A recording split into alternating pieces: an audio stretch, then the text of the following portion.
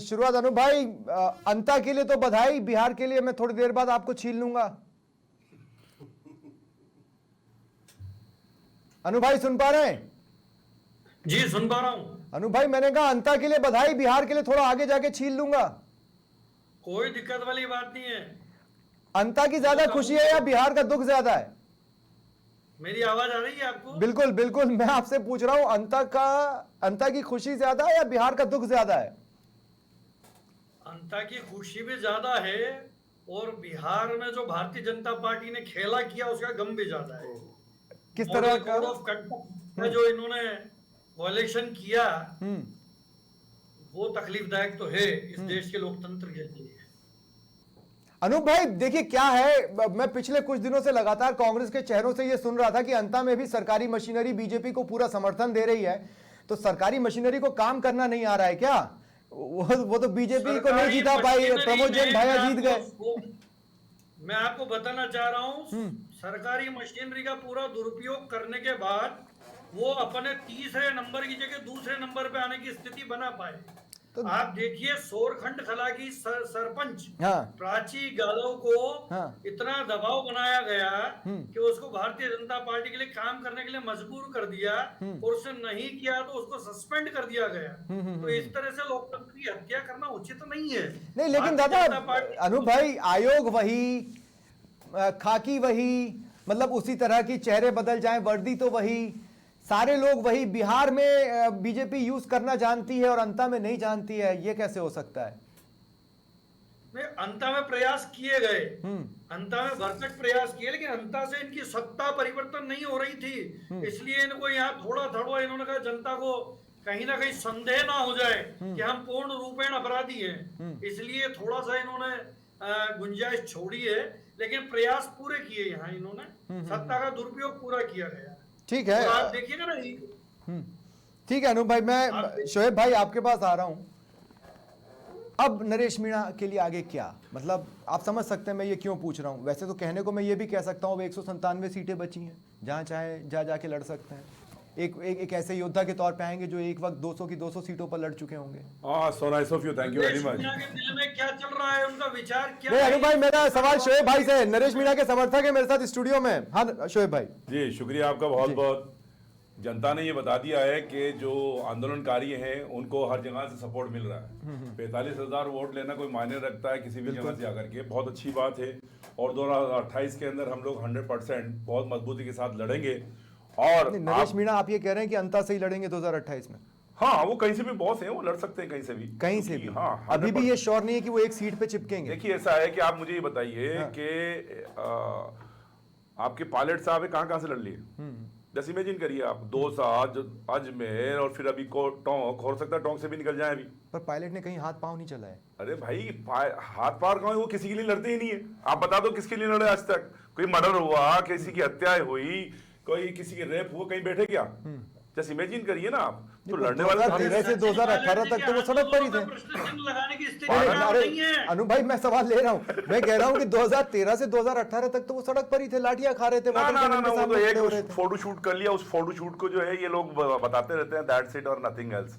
और तो उसके बाद तो वो कुछ समय तक, आप हमें देख लीजिए, आप हमारी हिस्ट्री उठा के देख लीजिए, हम लगातार लड़ रहे हैं, 5 साल 10 साल हो गए हम लोगों को। तो कहाँ कमी रह रही है? हर जगह जनता करते पीछे हो रही है। सुलभिन साहब एक चीज बात है कि ये स्टेबलिश डाकू हैं और स्टेबलिश डाकुओं के खिलाफ लड़ना कोई आसान काम नहीं है सर।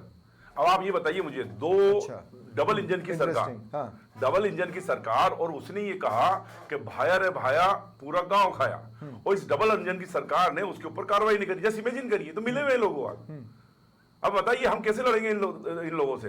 तो ये बहुत अच्छी बात है अंता की लोगों ने जो हमें आशीर्वाद दिया 45,000, और वहां पे जो कि हम लोग नए थे, तो ये हमारी बहुत बड़ी जीत है, बहुत बड़ी जीत है। और हम अंता की जनता को तो नरेश मीणा चाह क्या रहे हैं? मतलब वो मीणा समुदाय के सबसे बड़े लीडर के तौर पे ऊपर नहीं समाज के लीडर के तौर पे, क्योंकि मेरा अपना एक एनालिसिस है, उनको हर बार जब मौका मिला उन्होंने उस सीट को चुनने की कोशिश की जहां पर मीणा समुदाय ज्यादा हो।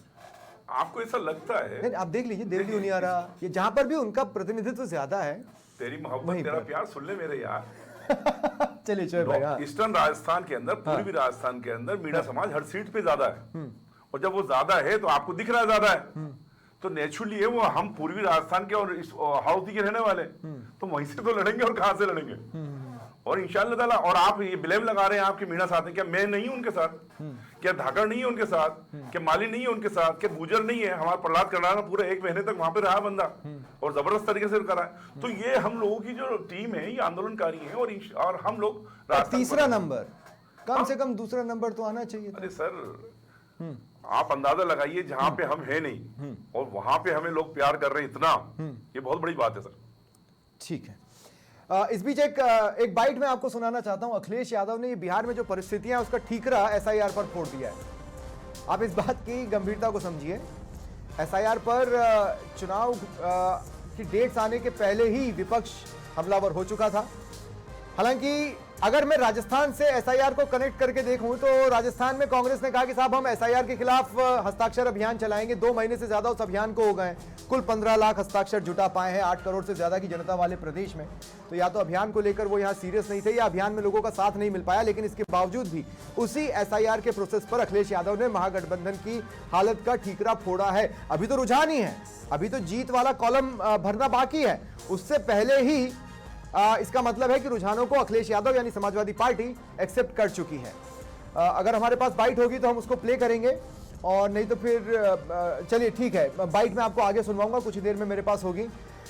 सुमित श्रीमाल जी, तो ऐसा है कि अंता में सरकारी मशीनरी आपको जिता नहीं पाई और बिहार में एसआईआर आपको जिता ले गई। देखिए, जो बयान अभी कांग्रेस के प्रवक्ता जी ने दिया और नरेश मीणा जी के समर्थकों ने दिया, तो ये मुझे बहुत ही मतलब ऐसा लग रहा है कि कैसा बयान है कि जनता बहुत स्मार्ट है। ये पहली वाली जनता नहीं है जो कांग्रेस 70 सालों तक लोगों को मूर्ख बनाती रही कि जहां पर जीतते हैं वहां तो कहते हैं कि ये सेकंड नंबर पे इसलिए आए हैं कि इनको दुरुपयोग कर लिया, और वहां कह रहे हैं कि वहां जीत गए तो वहां पे इन्होंने और डबल दुरुपयोग कर लिया। तो इनके कहने से कोई प्रभाव नहीं पड़ता है। मैं 2 सेकंड, प्रमोद जैन भाया मीडिया से बातचीत कर रहे हैं, क्योंकि जीत लगभग तय हो चुकी है। तो वो उन्होंने क्या कुछ मीडिया से कहा है, क्या वो बातचीत कर रहे हैं, एक बार आपको सुनवा लें, फिर मैं सुमित भाई आपके पास आ रहा हूं।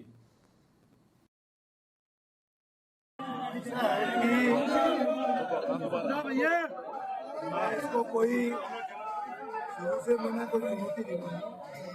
मुझे इस बार पूरा भरोसा था कि अच्छा समाचार आगे लगाओ, मुझे आशीर्वाद जनता बहुत समझदार है, और विशेषकर हत्या विधानसभा की मातृशक्ति बहुत ही समझदार है, और उन्होंने बहुत ही समझदारी से निर्णय किया है। मुझे आशीर्वाद दिया है, मैं उनको सलूट करता हूँ, नमन करता हूँ। और जनप्रतिनिधि का नीति टाइप का मिलता है, क्षेत्र में विकास, समाज की सेवा के साथ और क्षेत्र में